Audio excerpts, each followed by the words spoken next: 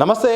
తెలంగాణ రాష్ట్రంలోని విద్యారంగంలో పలు కీలకమైన సంస్కరణలు తీసుకొచ్చే ఉద్దేశంతో తెలంగాణ రాష్ట్ర ఎడ్యుకేషన్ కమిషన్ అయితే మాత్రం సుదీర్ఘ కాలం పాటు విచారణ చేపట్టి అలాగే ఒక రిపోర్ట్ను కూడా మొత్తానికి రాష్ట్ర ప్రభుత్వానికి కూడా ఇచ్చింది. ఆ రిపోర్టులోని అంశాలు ప్రస్తుతానికైతే మాత్రం చర్చనీయాంశంగా మారినాయి. ప్రధానంగా ఉపాధ్యాయులకు సంబంధించిన జీతాలు అయితేంది, ప్రమోషన్లు, అలాగే విధి విధానాలు చాలా వరకు అయితే మాత్రం కొంత అభ్యంతరాలు కూడా వ్యక్తం అవుతున్నాయి. మాట్లాడదాం ఇదే అంశంతో. మనతో పాటు ఉపాధ్యాయ సంఘం నాయకులు అలాగే టీపీటీఎఫ్ మాజీ ప్రధాన కార్యదర్శి రవీందర్ సార్ ఉన్నారు. సార్, ఓవరాల్గా ఫస్ట్ అయితే మాత్రం సుదీర్ఘకాలం పాటు దాన్ని మొత్తం కూడా వాళ్ళు వెరిఫై చేసి ఫీల్డ్ రిపోర్ట్లో భాగంగా ఒక రిపోర్ట్ను తెలంగాణ ప్రభుత్వానికి ఇచ్చారు.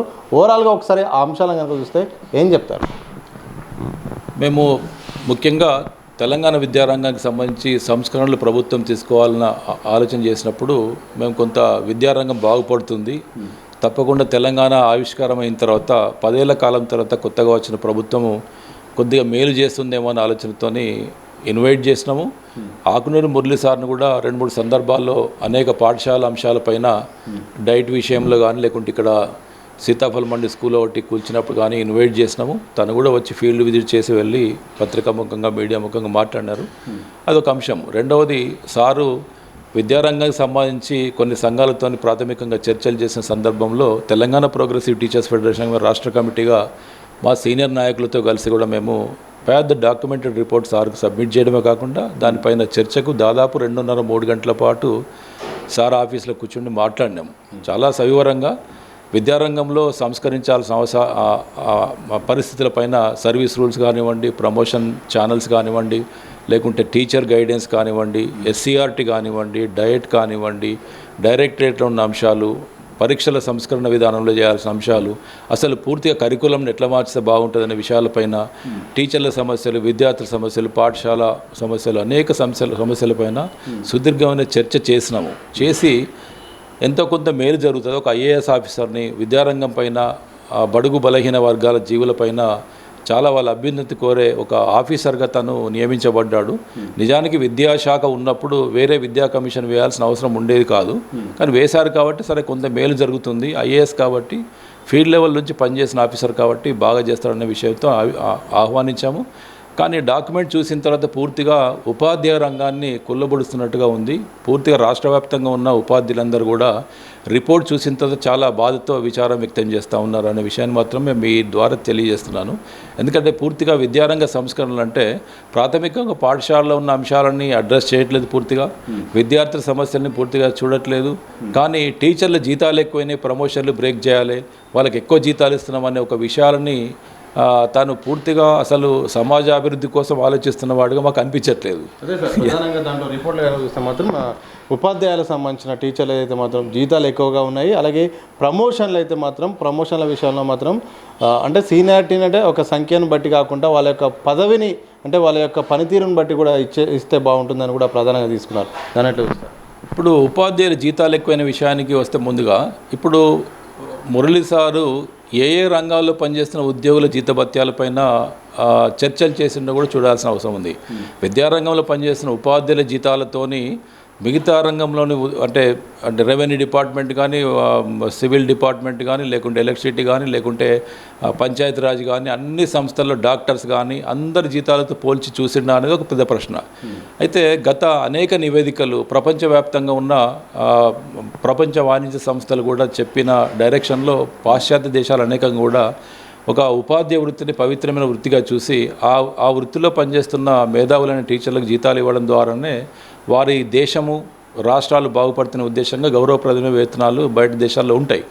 మన దగ్గర కూడా గత కమిషన్, కొటారి కమిషన్ రిపోర్ట్ ప్రకారం కూడా ఉపాధ్యాయులకు గౌరవప్రదమైన వేతనాలు ఇచ్చినప్పుడే, వాళ్ళ జీవితాలు బాగున్నప్పుడే ఆ వృత్తి వైపుగా యువత అట్రాక్ట్ అయిపోయి మేధావులైన విద్యార్థుల నుంచి మేధావులైన టీచర్లు తయారై వాళ్ళు ఉపాధ్యాయ వృత్తి వైపు అట్రాక్ట్ అయిపోయి మంచి విద్యను అందించే అవకాశాలు ఉంటాయి. కాబట్టి ఉపాధ్యాయ వృత్తికి జీతభత్యాలు ఎక్కువ ఉండాలి. ప్రమోషన్ కూడా మెరుగైన ప్రమోషన్ ఛానల్ ఇవ్వడం ద్వారా మంచి సమాజ నిర్మాణం కోసం మంచి విద్యార్థులు తయారవుతారు. కాబట్టి తప్పకుండా ఉపాధ్యాయుని యొక్క జీతభత్యాలు కానివ్వండి, వాళ్ళ మర్యాదను కానీ ఉన్నత స్థాయిలో ఉంచాలన్న ఉద్దేశంతో కొటారి గతంలోనే ప్రపోజ్ చేసిండు. అదే క్రమంలో ఇప్పటిదాకా వచ్చిన కమిషన్స్ అనేక ప్రత్యేకంగా కూడా ఉపాధ్యాయుల జీతాలు మెరుగైన జీతాలు ఉండాలని చెప్పి కూడా చేసినారు.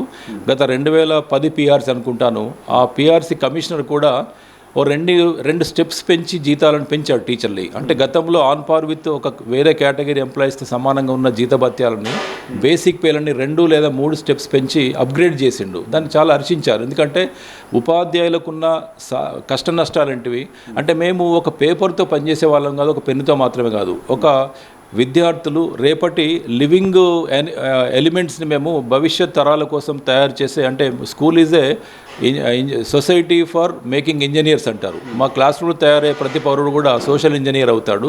మేము ఇంజనీర్స్ని తయారు చేసే వాళ్ళం, మేము ఇంజనీర్లం, వాళ్ళు అంటే సిటిజన్స్ అవుతారు. So today's students are tomorrow citizens అంటారు. వాళ్ళు తయారయ్యే స్కూల్ కాబట్టి అక్కడ వాళ్ళకి పాఠ్యాంశాలు, విద్యాబుద్ధులు చెప్పాల్సిన టీచర్లు మేధావులై ఉండాలంటే మేధావి వర్గంగా ఉన్న మంచి చదువులు చదువుకున్న టీచర్స్ రావాలి కాబట్టి, ఆ విద్యార్థులు రావాలి కాబట్టి అట్లా అట్రాక్ట్ చేయాలి. కానీ ప్రభుత్వాలు భిన్నంగా ఒకవైపు డైట్ కాలేజీలు మూసేస్తున్నాయి, బీఎడ్ కాలేజీల్లో చదువు చెప్పడానికి టీచర్స్ లేరు, లెక్చరర్స్ ప్రొఫెసర్స్ లేరు. సరే టీచర్లు పనిచేయట్లేదంటే టీచర్ ఒక్కడే కారణం కాదు. ఒక ఎమ్మెల్యే పని చేయకుంటే పైన ముఖ్యమంత్రి కారణం అవుతాడు, ఒక ప్రభుత్వం పని చేయకుంటే ప్రభుత్వంలో అధినేత అవుతాడు, ఒక శాఖలో పనిచేసే ఎంప్లాయీ పని చేయకుంటే సూపరింటెండెంట్ లేకుంటే హెడ్ ఆఫ్ ది డిపార్ట్మెంట్ అవుతాడు. అంటే ఒక టీచర్ పని చేయకుంటే టీచర్ పైన ఉండే ఆఫీసర్స్ అవుతారు. విచిత్రంగా మన విద్యాశాఖలో తెలంగాణ వచ్చిన తర్వాత 2017-18 ప్రాంతంలో మన జిల్లాలు 33 జిల్లాలకు పెంచినారు. హర్షించాము, ఎందుకంటే పని భారం తగ్గుతుంది, అంటే పని వికేంద్రీకరణ జరగడం వల్ల క్వాలిటీ వర్క్ జరుగుతుంది. ఎడ్యుకేషన్ కానీ మిగతా అన్ని రంగాలు కూడా వీళ్ళు నాణ్యమైన పరిపాలన అందించగలిగే అవసరాలు ఉంటాయి, పరిస్థితులు ఉంటాయి కాబట్టి వెల్కమ్ చేసినాం మనం. కానీ విచిత్రంగా గతంలో ఉన్న 12 జిల్లా విద్యాధికారి పోస్టులు ఉంటే 10 జిల్లాలు ఉన్నప్పుడు 33 జిల్లాలు ఏర్పడిన తర్వాత ఈ మిగతా 12కు తోడుగా ఇంకొక 21 విద్యాధికారి పోస్టులు ఇప్పటికీ శాంక్షన్ కాలేదు. చూడండి మీరు, ప్రతి జిల్లాలో డిఎస్పీ పోస్ట్ శాంక్షన్ అయింది, కలెక్టర్ ఆఫీస్ శాంక్షన్ అయింది, జిల్లా విద్యాధికారి కేంద్రం మాత్రం కట్టలేదు, ఇప్పటికీ పోస్టులు లేవు. అంటే జిల్లా పర్యవేక్షణ పూర్తిగా కుంటుపడిపోయింది. పర్యవేక్షణ అట్లా కుంటుపడిందంటే ఆ పోస్టులు ఎవరు పనిచేస్తారంటే కింది స్థాయిలో పనిచేసే డిప్యూటీ ఎడ్యుకేషనల్ ఆఫీసర్స్ ఆయా పోస్టులో పనిచేస్తూ ఉన్నారు. సో ఇట్లా ఒకరి పని ఒకరు చేయడం అనేది కిందన్న, ఇప్పుడు హెచ్ఎం పోస్టులో ఒకరు ఇన్ఛార్జ్గా స్కూల్ అసిస్టెంట్ పనిచేస్తాడు, హెచ్ఎం పై అధికారి పోస్టులో ఎఫ్ఏసీగా పనిచేస్తాడు. ఇట్లా అంటే అంచెలంచెలుగా ప్రమోషన్లు ఇవ్వాల్సిన పరిస్థితులు ఉన్నప్పటికీ ప్రమోషన్లు ఇవ్వకుండా పూర్తిగా పర్యవేక్షణ రంగం కుంటుపోయేటట్టుగా చేసిన విద్యారంగంలో మేము ఉన్నాము. ఆకునూరి మురళి గారు అటువైపు అడ్రస్ చేసినట్టు కనబడతలేదు. అంటే ప్రమోషన్లు ఇవ్వడంలో ప్రభుత్వము ఎవరికి ఇవ్వాలని కాదు, విద్యారంగంలో కరికులం తయారు చేసే ఎస్సీఆర్టీలో కూడా ఫుల్ టైం వర్కర్స్ ప్రొఫెసర్స్ లేరు, టీచర్లను తయారు చేసే డైట్లో ఫుల్ టైం టీచర్స్ లేరు, బీఎడ్ కాలేజీలో పనిచేసే ప్రొఫెసర్స్ ఎవరు కూడా ఫుల్ టైమర్స్ లేరు. అంతా కూడా డిప్యుటేషన్లతో పనిచేస్తున్న విద్యారంగంలో నాణ్యత ఎక్కడొస్తుంది? అంటే నాణ్యమైన విద్య కావాలంటే టీచర్ క్లాస్ రూమ్లో ఉండాలి, క్లాస్ రూమ్లో ఉన్న టీచర్ని పర్యవేక్షణ చేయడానికి, సూపర్వైజ్ చేయడానికి పై అధికారి ఉండాలి. పై అధికారులు లేరు. అంటే నా టీచర్లు నేనే సూపర్వైజ్ చేయాలి, నేనే చదువు చెప్పాలనే బాధ్యత నాకు ఇచ్చినప్పుడు నేను ఎక్కడొక్క దగ్గర కొంత ఫెయిల్ అయ్యే అవకాశం ఉంటుంది. కాబట్టి ప్రభుత్వ విద్యారంగంలో ఉన్న సంస్కరణలు చేయాలంటే పూర్తిగా నియామకాల వైపు దృష్టి పెట్టాల్సిన అవసరం ఉండింది. కానీ మురళి గారు అటువైపు నియామకాల వైపు దృష్టి అనేది కేవలం టీచర్స్ రిక్రూట్మెంటు మనము కొత్తగా ప్రభుత్వాన్ని ఒక అప్రిషియేట్ చేయొచ్చు. రేవంత్ రెడ్డి గారు వచ్చిన తర్వాత 11,000 ప్రమోషన్ ఇచ్చారు, 11,000 మంది కొత్తగా నూతనంగా టీచర్లు డిఎస్ ద్వారా రిక్రూట్ చేసినారు, మేము హర్షించినాము. అట్లా 25,000 మంది టీచర్లకు ప్రమోషన్ కూడా ఇవ్వడం వల్ల కొంత స్టాఫ్ ప్యాటర్న్ మెరుగ్గా మారింది. మెరుగ్గా మారడం వల్ల కొద్దిగా అడ్మిషన్స్ పెరుగుతున్నాయి గవర్నమెంట్ స్కూల్స్లోకి. సరే, గతంలో జరిగినది ఏదైనా కావచ్చు, కొత్తగా ఒక అప్రిషియేషన్. కానీ ఇవన్నీ పక్కన పెడితే జీతాలు పెంచొద్దు, మెరుగైన జీతాలు ఇవ్వాలని కమిషన్స్ చెప్తుంటే జీతాలు ఎక్కువగా ఉన్నాయంటే ఏ మేరకు ఎక్కువగా ఉన్నాయో కంపారిటివ్ చార్ట్ తీసుకొని చూడాల్సిన అవసరం ఉంది. ఇది మేమైతే తెలంగాణ ప్రోగ్రెసివ్ టీచర్స్ ఫెడరేషన్గా ఉపాధ్యాయ రంగంలో పనిచేస్తున్న ఉపాధ్యాయ జీతభత్యాలపైన మురళి గారు మాట్లాడడం అనేది పూర్తిగా విద్యారంగంలో పనిచేస్తున్న ఉపాధ్యాయులందరినీ కూడా నిరుత్సాహపరిచింది.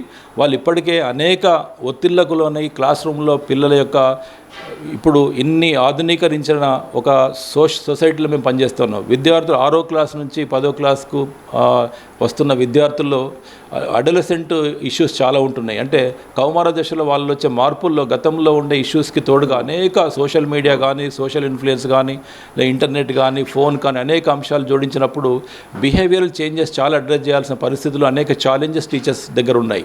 ఇంత ఒక రిస్కీ ప్రొఫెషన్లో పనిచేస్తున్న టీచర్లు జీతాలు ఎక్కువ ఉన్నాయని చెప్పడం అనేది ఏమాత్రం ఆమోదయోగ్యం కాదు.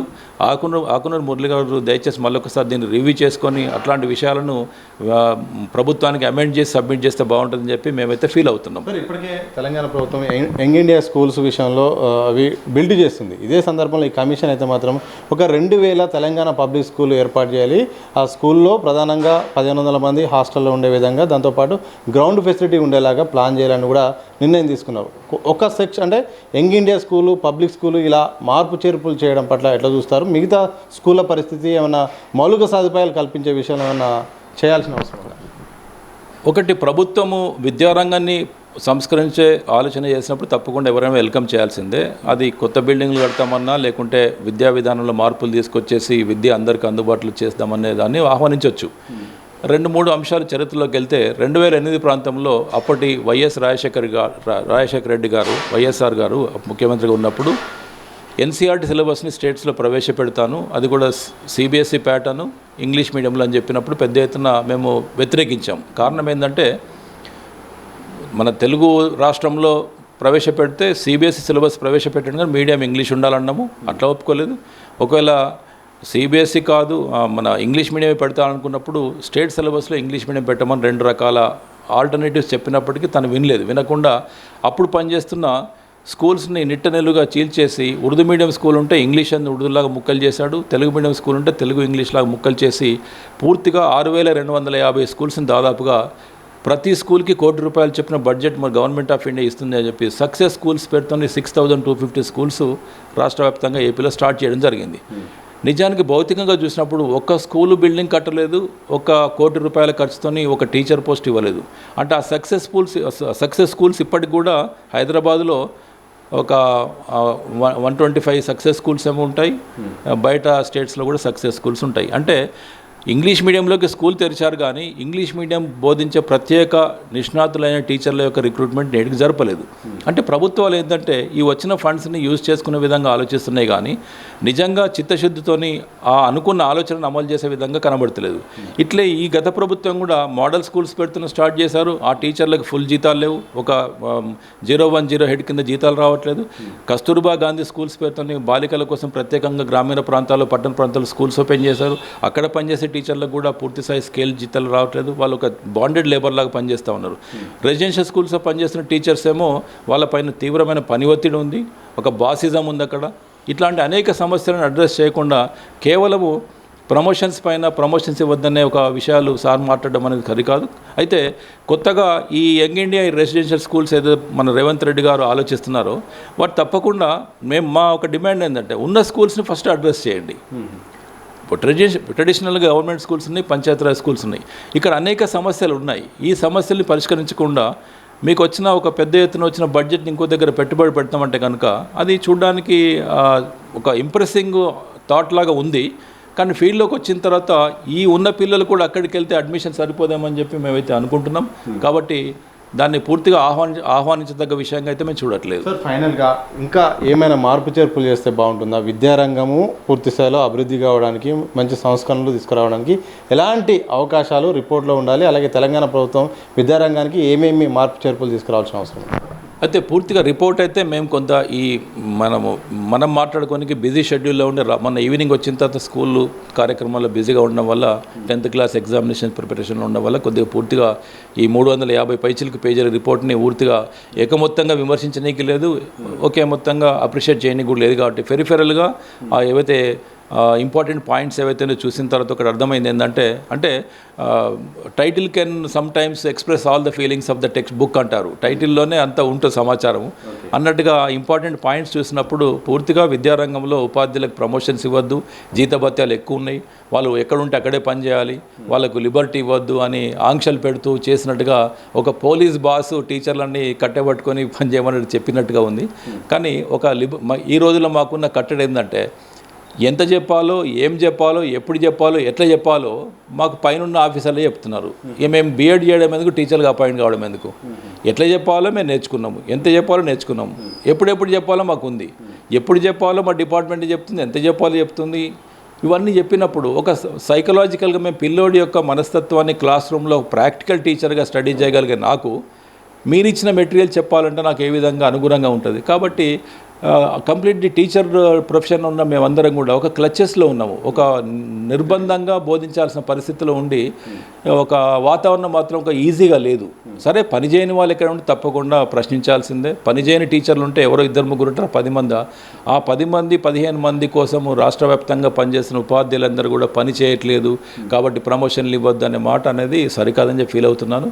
కాబట్టి అనేక మార్పులు సరే ఆ డాక్యుమెంట్లో పూర్తిగా సారాంశాన్ని చూసినామంతే. ఇన్డెప్త్గా సారా అభిప్రాయాలు పూర్తిగా తెలియలేదు. ఇంకా మేము చెప్పినప్పుడు చాలా సానుకూలంగా స్పందించారు మురళి గారు. మేము సీసీ పద్ధతిని రద్దు చేయకుండా సంస్కరించాలని చెప్పినప్పుడు కూడా చాలా ప్రశంసించారు, బాగుందని చెప్పి వెంటనే వితిన్ నో టైం ఏదో మార్పులు చేశారు. రద్దు చేయమన్నారు, తర్వాత మళ్ళీ అమల్లోకి వచ్చింది.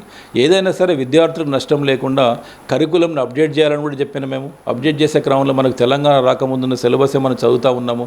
దాదాపు 15 ఏళ్ల కాలం తర్వాత పుస్తకాలు మారాల్సిన అవసరం ఉంది సార్ అంటే దానికి యాక్సెప్ట్ చేశారు. కానీ ఫీల్డ్లో చూసినప్పుడు దాదాపు 15 ఏళ్ళుగా ఇప్పుడు 10th క్లాస్ చదువుతున్న పిల్లోడు వాడు పుట్టినప్పుడు తయారైన సిలబస్ మేము చెప్తున్నాం. ఇప్పుడు 10th క్లాస్ పిల్లోడు ఎప్పుడు పుట్టిండో వాడు అప్పుడు తయారైన సిలబస్ చదువుతున్నాడు. ఇలాంటి సంస్కరణలు చేయాలి. కరికులం పైన సంస్కరణ చేయాలి, టీచర్ ఎడ్యుకేషన్ పైన సంస్కరణ చేయాలి, పాఠశాల భౌతిక వసతులపైన సంస్కరణ చేయాలి. సుప్రీంకోర్టు ఆదేశాల మేరకు గర్ల్ చైల్డ్కి ఒక పాఠశాలలో ప్రత్యేక వాతావరణం ఉండాలి. వాష్రూమ్స్ కానీ వాళ్ళకి అమ్మాయిలకు ప్రత్యేక అవసరాల కోసం వాడే ప్యాడ్స్ కానీ అనేక విషయాలపైన మేము రిప్రజెంట్ చేస్తూ ఉన్నాం. కానీ ప్రభుత్వాలు ఇటువంటి పైన దృష్టి పెట్టకుండా సరే మేము విమర్శ కోసం కాదు కానీ ఇప్పుడు అడ్రస్ చేస్తే ఇమీడియట్గా పరిష్కరించే సమస్యలు కాకుండా రేపెప్పుడో ఒకటి యంగ్ ఇండియా ఇంటర్నేషనల్ స్కూల్ కట్టి బాగు చేస్తామని అనుకోవడం అనేది కొంత మాకైతే చెప్పడానికి ఇబ్బందికరంగా ఉంది. కాబట్టి ప్రభుత్వాలు పునరాలోచన ఆలోచన రివ్యూ చేసుకోవాల్సిన అవసరం ఉంది. అట్లే మురళి గారు ఇచ్చిన డాక్యుమెంట్ని కూడా సార్ కూడా కొంత in the interest of the social needs ఉంటే బాగుండేది అనిపించింది.